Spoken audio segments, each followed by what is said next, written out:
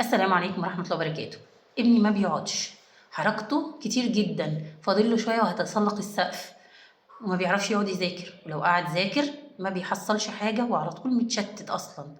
في اضطراب عندنا اسمه اضطراب فرط الحركة وتشتت الانتباه، اللي هو مشهور دلوقتي جدًا بالADHD. طب هل ابني عنده نشاط زيادة وهو طفل شقي والّا عنده ADHD؟ مين اللي هيحكم؟ اللي هيحكم مختص نفسي، أخصائي نفسي، هنعمل اختبارات ونتأكد. طب هل الاضطراب دوّة ليه علاقة بالذكاء؟ ما لهوش علاقة بالذكاء، ليه علاقة بكيفية عمل المُخ والجهاز العصبي للطفل. تدخُّل مبكر مهم جدًا علشان نحسّن من النتايج الأكاديمية للطفل، ونطوّر احترامه لذاته عشان لمّا يوصل لمرحلة المراهقة. ليه طبعًا مظاهر كتير جدًا هنسردها في الحلقة نفسها. أسبابه 70% منها وراثي وفي جزء منها عضوي.